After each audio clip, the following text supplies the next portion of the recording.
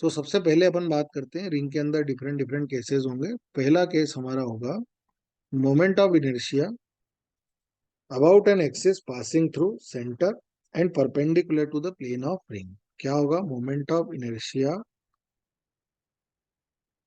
About an axis, अभी मैं सब दिखाऊंगा आपको।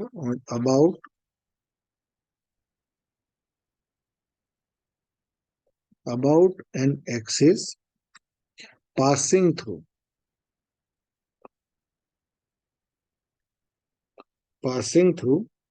The centre, passing through the center and perpendicular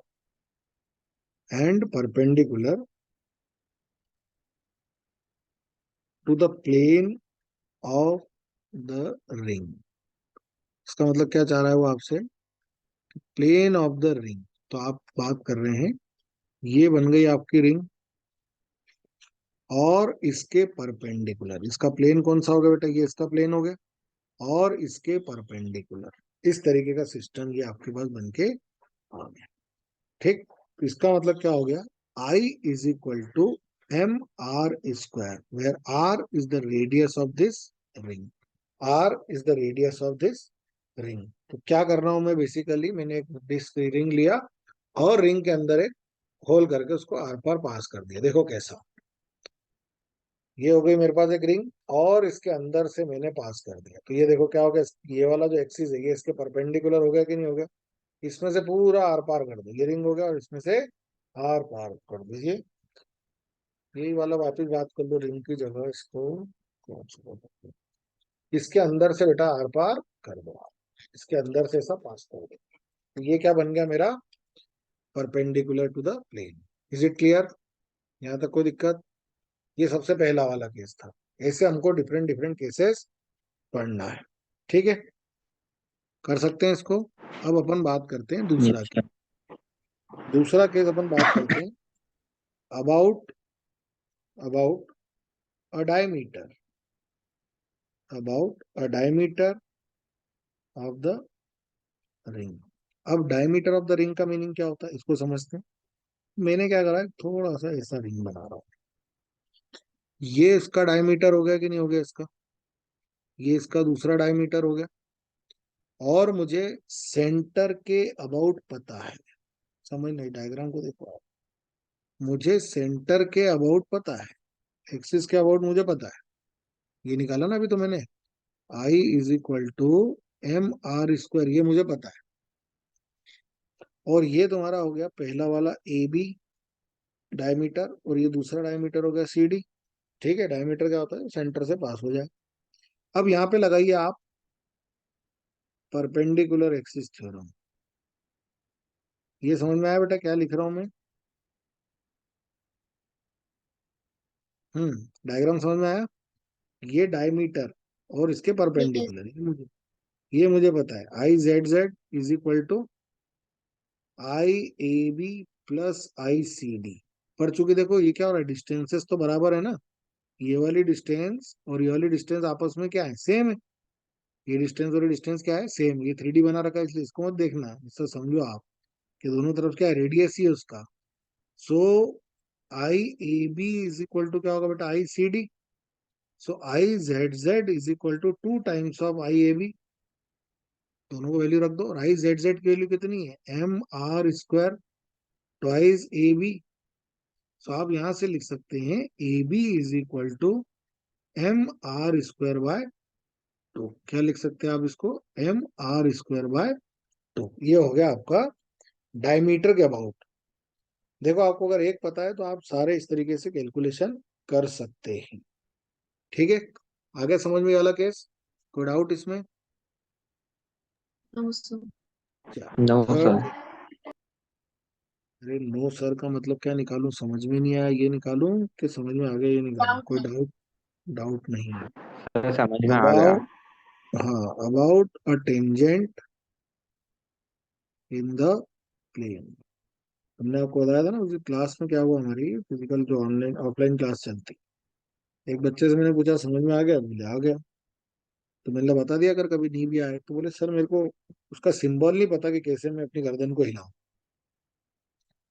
मैंने ये भी नई बात लेके आया, मतलब समझ में आ गया तो ठीक है, नहीं आया तो बता नहीं पाएगा कि उसको समझ में कैसे नहीं आया। अब अपन बात कर रहे हैं about an axis, about a tangent in the plane of ring. ये जो मैंने कहानी सुनाई समझ में आया उसको? नोटेशन समझ में नहीं आया कि मैं मना करूं कैसे? समझ के लिए तो हाँ करना आ गया उसको, पर मना कैसे करूं उसके लिए अपनी गर्दन कैसे हिलाई जाए ये उसको नहीं समझ में आया। तो मैंने ये भी तो विचित्र बात लेके आया। चलो अब अपन बात करें about a tangent in the plane of ring. यहाँ पे वर्ड दिखना क्या लिखा, plane of ring. Plane of ring का मतलब समझते हैं अपन। फिर से मैं थोड़ा सा 3D टाइप के ऑब्जेक्ट बना रहा हूँ। रिंग को मैं क्या बना रहा हूँ, ऐसा 3D ही बना रहा हूँ। इसका प्लेन कौन सा है बेटा, ये वाला प्लेन है ना। इसका प्लेन कौन सा हो गया, ये वाला। इसका प्लेन कौन सा हो गया, ये वाला हो गया ना। तो इसके प्लेन के टेंजेंट, इसके प्लेन के टेंजेंट होने का मतलब क्या है, ऐसा है। ऐसा होगा कि नहीं होगा ये प्लेन के टेंजेंट? अब इधर देखो, डायग्राम में इधर देखो, ये आपकी रिंग, इसके टेंजेंट, इसके टेंजेंट ऐसा। ये पेन देखो आप, ले दिख रहा है, ये हो गया इसका प्लेन और ये हो गया इसका टेंजेंट। टेंजेंट परपेंडिकुलर ऐसे हो सकती है, ऐसे भी हो सकती है टेंजेंट। आगे समझ में कैसे बात कर रहा हूं मैं, इस तरीके से। यहाँ क्या होगा, इसका डायमीटर, और डायमीटर से क्या होगा, ये बन गया कि नहीं बन गया यहाँ पर। Is it clear? यस। हम्म। देखो हर सिचुएशन को समझ जाओगे तो काम हो जाएगा। और इसका जो डायमीटर है वो कैसा है बेटा, वो ऐसा है ना, ये डायमीटर। और इन दोनों के बीच की डिस्टेंस कितनी हो गई, एच। डायमीटर और इसके बीच की डिस्टेंस कितनी हो गई, एच। ठीक है। सो लगा दो कौन सी थ्योरम, परपेंडिकुलर एक्सिस थ्योरम लगा दें, सॉरी पैरेलल एक्सिस लगा दें, पैरेलल एक्सिस। ठीक है, इसका नाम दे दो आप ए बी, और आपको निकालना है C D. So I C D is equal to I A B plus M H square. अब डायमीटर के अबाउट अभी आपको पता है, आपने जो पिछले आर्टिकल में ही निकाला है, half of M B square plus M. अब डिस्टेंस कितनी है, तो डिस्टेंस तो रेडियस के बराबर है ना, डिस्टेंस किसके बराबर है, रेडियस के बराबर। तो ये हो गया आपका रेडियस। देखो मैं 2D डायग्राम बनाऊंगा ना तो और समझ नहीं आएगा, इसे गोल बना के तो और गड़बड़ हो जाएगी, इसलिए अपन ने इसको थोड़ा सा ऐसा 3D टाइप बनाया है। 3/2 एम आर स्क्वायर, ये हो गया आपका आई सी डी। हम सीख रहे हैं पैरेलल एक्सिस थ्योरम और परपेंडिकुलर एक्सिस थ्योरम को अप्लाई करना। क्लियर, ये वाला केस हो गया। हम्म। हाँ।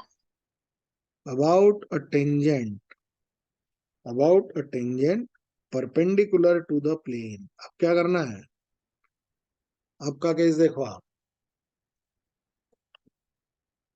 ये आपका और ये हो गई टेंजेंट परपेंडिकुलर, सिर्फ इसको टच करके जा रहा है ये क्या हो रहा है, इसको टच करके जा रहा है। ठीक है। यस। हम्म। और यहाँ से पास होने वाला एक्सिस भी हमको पता है, यहाँ से पास होने वाला एक्सिस भी पता है, तो अब पैरेलल एक्सिस थ्योरम भी हम लगा सकते हैं। तो इस बार हम इसको 3D नहीं लेते हुए 2D में ही बना देंगे। इस बार हम इसको ऐसे ही बना देंगे। ये हो गया ये हो गया आपका सेंटर से जाने वाला एक्सिस, और ये हो गई प्लेन के परपेंडिकुलर टेंजेंट, ये था प्लेन। तो प्लेन के परपेंडिकुलर टेंजेंट, तो ये क्या हो गया, एच। और एच की वैल्यू किसके बराबर हो गई, आर।